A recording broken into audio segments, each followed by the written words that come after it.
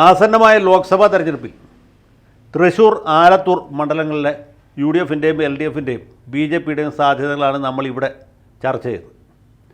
ഈ തെരഞ്ഞെടുപ്പിൽ ഏറ്റവും വാശിയേറിയ മത്സരം നടക്കാൻ പോകുന്ന മണ്ഡലം ഏതാണെന്ന് ചോദിച്ചാൽ അതിനൊരു ഉത്തരമേ ഉള്ളൂ, അത് തൃശ്ശൂർ എന്നാണ്. തൃശ്ശൂരിനെ സംബന്ധിച്ചിടത്തോളം തീ പാറുന്ന ത്രികോണ മത്സരം ഉറപ്പാണ്. അപ്പോൾ LDFിൻ്റെ സ്ഥാനാർത്ഥിയായിട്ട് CPIയുടെ ഏതെങ്കിലും ഒരാളായിരിക്കും വരിക. VS സുനിൽകുമാറായിരിക്കും എന്ന് കേൾക്കും. കോൺഗ്രസിൻ്റെ സ്ഥാനാർത്ഥി സിറ്റിംഗ് MP ആയ തൃശ്ശൂരിൻ്റെ രോമാഞ്ചമായ TN പ്രതാപനാണ്. BJP സ്ഥാനാർത്ഥിയെ നേരത്തെ തീരുമാനിച്ചിട്ട് എന്ന് മാത്രമല്ല, ജനുവരി ആദ്യം തന്നെ അദ്ദേഹത്തിൻ്റെ തെരഞ്ഞെടുപ്പ് മാമാങ്കം സാക്ഷാൽ ഇന്ത്യൻ പ്രധാനമന്ത്രി നരേന്ദ്രമോദി നേരിട്ട് വന്ന് തൃശ്ശൂർ നിർവഹിക്കുകയുണ്ടായി. അതിനോട് ചേർന്ന് വനിതകളുടെ ഒരു വലിയ മഹാസംഗമവും നടത്തി. അതിനുശേഷം നരേന്ദ്രമോദി തന്നെ വന്ന് കാർമ്മികത്വം വഹിച്ച് സുരേഷ് ഗോപിയുടെ മൂത്ത മകളുടെ വിവാഹം ഗുരുവായൂർ അമ്പലത്തിൽ വെച്ച് നടത്തി. അത് കഴിഞ്ഞ് അദ്ദേഹം തൃപ്രയാർ ശ്രീരാമക്ഷേത്രത്തിൽ ദർശനം നടത്തി. അങ്ങനെ മോഡിയുടെ വലിയൊരു സാന്നിധ്യം തൃശ്ശൂരുണ്ട്. മോഡിയുടെ സ്വന്തം ആളായിട്ടാണ് സുരേഷ് ഗോപി താമര അടയാളത്തിൽ മത്സരിക്കുന്നത്. അപ്പോൾ അദ്ദേഹത്തിൻ്റെ വിജയം BJPയെ സംബന്ധിച്ചിടത്തോളം, നരേന്ദ്രമോദിയെ സംബന്ധിച്ചിടത്തോളം അവരുടെ അഭിമാനത്തിൻ്റെ പ്രശ്നമാണ്. ആവനാഴിയിലെ എല്ലാ അമ്പും അവിടെ പ്രയോഗിക്കും എന്നുള്ള കാര്യത്തിൽ യാതൊരു സംശയവും വേണ്ട. കോൺഗ്രസിനെ സംബന്ധിച്ചിടത്തോളം പ്രതാപൻ ഒരു വലിയ മെയ്വഴക്കമുള്ള പോരാളിയാണ്. അദ്ദേഹം നേരത്തെ നാട്ടിക MLA ആയിരുന്നു. പിന്നീട് കൊടുങ്ങല്ലൂർ മത്സരിച്ച് ജയിച്ചു. അത് കഴിഞ്ഞ് തൃശ്ശൂരിൽ നിന്ന് പാർലമെൻറ്റിലേക്ക് ജയിച്ചു. പ്രതാപം വലിയ പാർലമെൻറ്ററിയനൊന്നുമല്ല, പക്ഷേ 5 തവണ സസ്പെൻഷൻ മേടിക്കാൻ കഴിഞ്ഞ ഒരു പോരാളിയാണ്. അദ്ദേഹത്തിൻ്റെ തന്നെ ഭാഷ പറഞ്ഞാൽ അദ്ദേഹം നരേന്ദ്രമോദിയുടെ നേരെ കൈ ചൂണ്ടി മുദ്രാവാക്യം വിളിച്ചിട്ടുള്ള ആളാണ്. അപ്പോൾ അങ്ങനെ ഒരു വലിയ ഫാസിസ്റ്റ് വിരുദ്ധ പോരാളിയാണ്. അദ്ദേഹത്തിന് തീരപ്രദേശത്ത് ചില പ്രത്യേക സമുദായക്കാരുടെ ഇടയിൽ വലിയ സ്വാധീനമുണ്ട്. അവരുടെ വോട്ട് പൂർണ്ണമായിട്ടും അദ്ദേഹത്തിന് തന്നെ കിട്ടും എന്നുള്ള ഒരു ഉറപ്പാണ്. പിന്നെ ഒരു ഫാസിസ്റ്റ് വിരുദ്ധ പോരാളി എന്ന രീതിയിലുള്ള ഒരു അംഗീകാരം അദ്ദേഹത്തിന് കിട്ടാൻ സാധ്യതയുണ്ട്. അങ്ങനെ വലിയ മത്സരത്തിലേക്ക് പോകും. ഇടതുപക്ഷത്തെ സംബന്ധിച്ചിടത്തോളം ഈ മധ്യ കേരളത്തിൽ പ്രത്യേകിച്ച് എറണാകുളം, തൃശ്ശൂർ മേഖലയിൽ LDFന് മേൽക്കൈ ഉള്ള ഏക മണ്ഡലം തൃശ്ശൂരാണ്. മേൽക്കൈ എന്ന് പറയുമ്പോൾ വടകരയിലോ കോഴിക്കോട്ടോ ഉള്ള പോലെ ഉള്ള വലിയ മുൻതൂക്കമല്ല, അല്ലെങ്കിൽ ആറ്റിങ്ങലോ കൊല്ലത്തോ ഉള്ള പോലെയല്ല. തൃശ്ശൂർ ചെറിയ ഒരു മാർജിൻ LDFനാണ്. പ്രത്യേകിച്ച് ഈ മണ്ഡല പുനർവിഭജനത്തിന് ശേഷം അസംബ്ലി ഇരിങ്ങാലക്കുട അസംബ്ലി മണ്ഡലം കൂടി ഇപ്പോൾ തൃശ്ശൂരിൻ്റെ ഭാഗമായിട്ട് വന്നിരിക്കും എന്നുള്ളതുകൊണ്ട് തൃശ്ശൂരിൻ്റെ ചുവപ്പ് അല്പം വർദ്ധിച്ചിരിക്കുകയാണ്. 7 മണ്ഡലങ്ങളിലും LDFിൻ്റെ MLAമാരാണ്. പക്ഷേ അതൊന്നും പറഞ്ഞിട്ട് അത്ര വലിയ കാര്യമുണ്ടെന്നൊന്നുമില്ല. നാട്ടികയും അതുപോലെ ഇരിങ്ങാലക്കുടയും പുതുക്കാടുമൊക്കെ ഇടതുപക്ഷത്തിന് വലിയ മേൽക്കോയ്മയുള്ള പ്രദേശങ്ങളാണ്. അതേസമയത്ത് തൃശ്ശൂർ ടൗൺ, ഒല്ലൂർ, മണലൂർ ഇതൊക്കെ നിയമസഭയിലേക്ക് ജയിക്കുമെങ്കിലും പാർലമെൻറ്റിലേക്ക് ആ രീതിയിൽ ഭൂരിപക്ഷം കൊടുക്കുന്ന മണ്ഡലങ്ങളല്ല. എന്നാൽ പോലും ഇടതുപക്ഷത്തിന് മേൽക്കൈയുള്ള മണ്ഡലമാണ്. അവിടെ സ്ഥാനാർത്ഥി വളരെ പ്രധാനമാണ്. സ്ഥാനാർത്ഥിയായിട്ട് CPIയിൽ നിന്ന് VS സുനിൽകുമാർ വരും എന്നാണ് പൊതുവെ ആളുകൾ കരുതുന്നത്. തൃശ്ശൂർക്കാർ സുനിലിനെയാണ് പ്രതീക്ഷിക്കുന്നത്. ഇനി ആരെയാണ് പാർട്ടി തീരുമാനിക്കാൻ നമുക്കറിയില്ല. സുനിൽകുമാറാണെങ്കിൽ അദ്ദേഹത്തിന് ചില സൗകര്യങ്ങളുണ്ട്. ഈ പ്രതാപനെ പറ്റി പറഞ്ഞ പോലെയാണ്. അദ്ദേഹം പരാജയം എന്തെന്നറിയാത്ത ഒരു പോരാളിയാണ്. 3 തവണ നിയമസഭയിലേക്ക് ജയിച്ചു. അത് 3ാമത്തെ ജയമായിരുന്നു ജയം. UDFന് വലിയ മേൽക്കൈയുള്ള തൃശ്ശൂർ ടൗൺ മണ്ഡലത്തിൽ അവിടെ അതിനു മുമ്പ് ഒരിക്കലും LDF ജയിച്ചിട്ടില്ല. പണ്ട് നമ്മുടെ MK മേനോനും അതിനു മുമ്പ് MK കണ്ണനും ജയിച്ചിട്ടുണ്ട്. EK മേനോനും MK കണ്ണനും ജയിച്ചിട്ടുണ്ട്. അതൊക്കെ വേറെ പല സാഹചര്യത്തിലായിരുന്നു. ത്രികോണ മത്സരത്തിൻ്റെയൊക്കെ അനുകൂലമുള്ളതുകൊണ്ടാണ് ജയിച്ചത്. അല്ലെങ്കിൽ വലിയ തരംഗത്തിലാണ്. തേറമ്പിൽ രാമകൃഷ്ണൻ്റെ ഒരു വലിയ കോട്ടയായിരുന്ന തൃശ്ശൂർ, തേറമ്പിൽ മാറിയതിന് ശേഷം നടന്ന ആദ്യത്തെ തെരഞ്ഞെടുപ്പിൽ സുനിൽകുമാർ ജയിച്ചു. അത്രയും ജനസ്വാധീനമുള്ള ആളാണ്. നമ്മളാണ് അദ്ദേഹത്തെ സുനിൽകുമാർ എന്ന് പറയുന്നത്. തൃശ്ശൂർക്കാർ വെറുതെ സുനി എന്ന് പറയും, നമ്മുടെ സുനി. അപ്പോൾ നമ്മുടെ സുനി അവിടെ സ്ഥാനാർത്ഥിയായിട്ട് വരുമെന്നാണ് ഇടതുപക്ഷക്കാർ പ്രതീക്ഷിക്കുന്നത്. സുനി കൂടി വന്നാലേ ഈ തെരഞ്ഞെടുപ്പ് പ്രചരണം അതൊരു ഗംഭീരമായ ഉത്സവമായിട്ട് മാറുള്ളൂ. തൃശ്ശൂർക്കാർ ഉത്സവം, വേല, പൂരം ഇതിലൊക്കെ താല്പര്യമുള്ളവർ. അപ്പോൾ ഈ പൂരക്കാലത്തായിരിക്കും തെരഞ്ഞെടുപ്പ് വരിക എന്നുള്ളത് ഉറപ്പാണ്. അപ്പോൾ ഇത് പൂരത്തിൻ്റെ വേറൊരു എക്സ്റ്റൻഡഡ് വെർഷനായിട്ട് മാറും. ഈ 3 ഗജവീരന്മാരെ തൃശ്ശൂർ മാറ്റുരയ്ക്കുന്ന വലിയ മത്സരത്തിലേക്കാണ് പോകാൻ പോകുന്നത്. ഇനി നമ്മൾ പോകുന്നത് ആലത്തൂർ മണ്ഡലത്തിലേക്കാണ്. ഈ ആലത്തൂരിൻ്റെ പഴയ പേര് ഒറ്റപ്പാലം എന്നായിരുന്നു.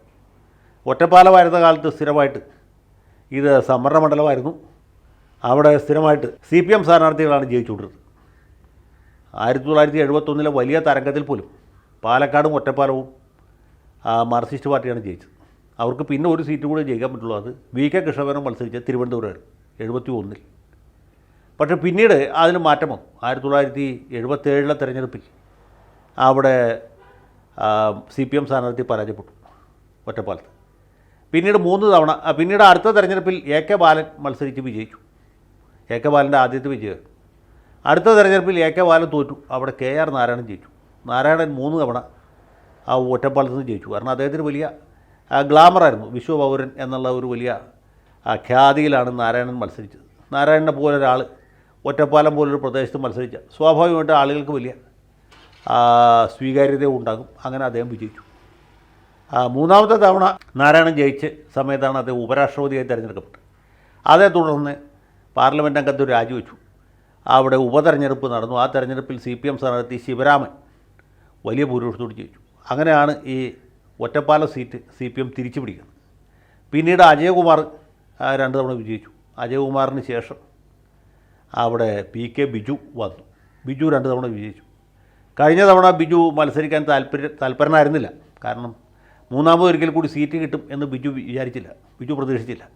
അപ്പോൾ ഇനി ആലത്തൂർക്ക് പോകേണ്ട ആവശ്യമില്ല എന്ന് വിചാരിച്ച് അദ്ദേഹം പോയില്ല. അങ്ങനെയാണ് ഈ മണ്ഡലം ഇടയ്ക്ക് മാറി. മണ്ഡലം ഒറ്റപ്പാലം മാറി ആലത്തൂരായപ്പോഴാണ് ബിജു വന്നത്. ഒറ്റപ്പാലം മണ്ഡലം തന്നെ പാലക്കാടിൻ്റെ ഭാഗമായിട്ട് മാറി. അങ്ങനെ മണ്ഡലത്തിൻ്റെ പേര് മാറി ആലത്തൂരായപ്പോഴും അതിൻ്റെ ഇടതുപക്ഷ സ്വഭാവത്തിന് യാതൊരു മാറ്റവും വന്നില്ല. കേരളത്തിൽ തന്നെ ഏറ്റവും അവികസിതമായൊരു പ്രദേശമാണ് ഈ ആലത്തൂർ പാർലമെൻറ്റ് മണ്ഡലം.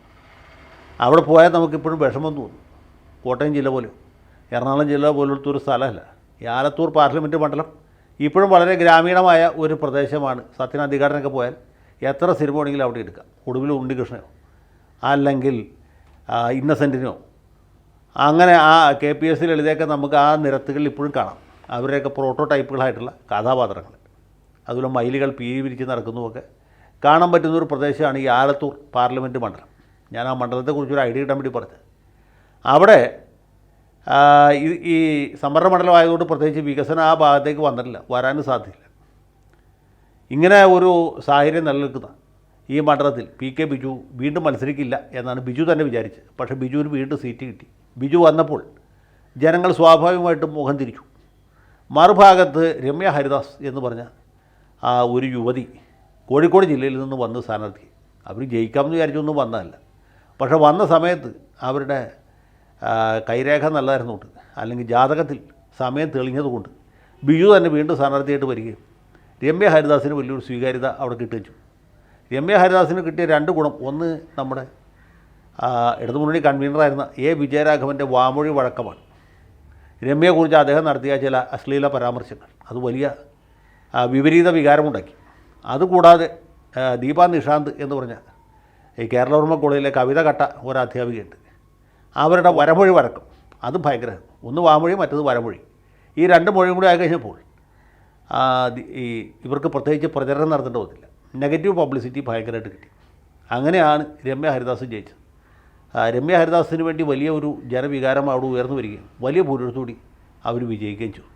ഇത്തവണ രമ്യ ഹരിദാസിന് അതിനുശേഷവും ഈ രമ്യ ഹരിദാസാണ് CPM സൈബർ ഗുണ്ടകളുടെ ഏറ്റവും വലിയ ആക്രമണത്തിന് വിധേയമായത്. കേരളത്തിൽ വേറൊരാൾക്കും നേരിടേണ്ടി വന്നിട്ടില്ലാത്ത രീതിയിലുള്ള വലിയ ദുഷ്പ്രചരണം ഇവരെക്കുറിച്ച് നടത്തി. അതുകൊണ്ട് യാതൊരു പ്രയോജനം ഉണ്ടായിട്ടുണ്ടോ എന്നുള്ള കാര്യത്തിൽ സംശയമാണ്. കാരണം ഇങ്ങനെയുള്ള ഈ പ്രചരണങ്ങൾ കൊണ്ട് അവരുടെ ഖ്യാതി വർദ്ധിക്കുകയല്ലാതെ ഒട്ടും കുറഞ്ഞിട്ടില്ല. CPMകാർക്കാണെങ്കിൽ അത് ഒരിക്കലും മനസ്സിലാവുകയില്ല. അവർ ഈ പാവപ്പെട്ട യുവതിക്കെതിരായിട്ട് ഇങ്ങനെ അസഭ്യ പ്രചരണം നടത്തിക്കൊണ്ടേയിരിക്കുകയാണ്. അതുകൊണ്ട് വീണ്ടും അവർ തന്നെ അവിടെ സ്ഥാനാർത്ഥിയായിട്ട് വരും എന്ന് നമുക്ക് പ്രതീക്ഷിക്കാം, ഉറപ്പിക്കാം. എതിർ സ്ഥാനാർത്ഥിയായിട്ട് ആര് വരും എന്നുള്ളതാണ് ഇവിടുത്തെ ഒരു വലിയ ചോദ്യചിഹ്നം. PK ബിജുവിന് മത്സരിക്കാൻ സാധ്യതയില്ല. കാരണം കരുവന്നൂർ തട്ടിപ്പിലടക്കം ബിജുവിൻ്റെ പേര് പുറത്തു വന്നു.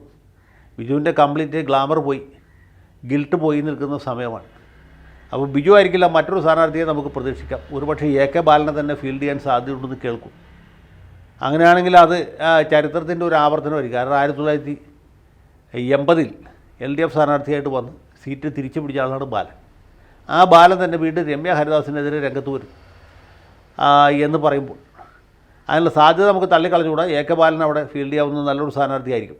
ബാലൻ്റെ അസംബ്ലി മണ്ഡലമൊക്കെ ഈ ആലത്തൂർ പാർലമെൻറ്റ് മണ്ഡലത്തിൻ്റെ പരിധിക്കകത്ത് പെട്ടിരുന്നു എന്നാണ് എൻ്റെ ഓർമ്മ. അപ്പോൾ ഏതായാലും രമ്യ ഹരിദാസിനെ തോൽപ്പിക്കുക, ആ സീറ്റ് തിരിച്ചു പിടിക്കുക എന്നുള്ളത് CPM-ൻ്റെ അഭിമാന പ്രശ്നമാണ്. ഏതുപോലെ വെച്ചാൽ വടകര പോലെ അല്ലെങ്കിൽ കൊല്ലം പോലെ ആറ്റിങ്ങൽ പോലെ CPM-ന് നല്ല ജയസാധ്യതയുള്ളതും എന്നാൽ സാഹചര്യങ്ങളുടെ സമ്മർദ്ദത്താൽ കോൺഗ്രസിൻ്റെ കയ്യിൽ പെട്ടുപോയതുമായ ഒരു മണ്ഡലമാണ് ആലത്തൂർ. അത് തിരിച്ചു പിടിക്കാൻ അവർ 19 അടവ് പയറ്റും എന്നുള്ള കാര്യത്തിൽ യാതൊരു സംശയവും വേണ്ട. BJPക്ക് സ്ഥാനാർത്ഥി ഉണ്ടാവും, പക്ഷേ ആ സ്ഥാനാർത്ഥി വലിയ ഇളക്കമൊന്നും ഉണ്ടാക്കാൻ കഴിയും എന്നെനിക്ക് തോന്നുന്നില്ല. മത്സരിക്കാൻ വേണ്ടി മത്സരിക്കുന്നു എന്ന് മാത്രം.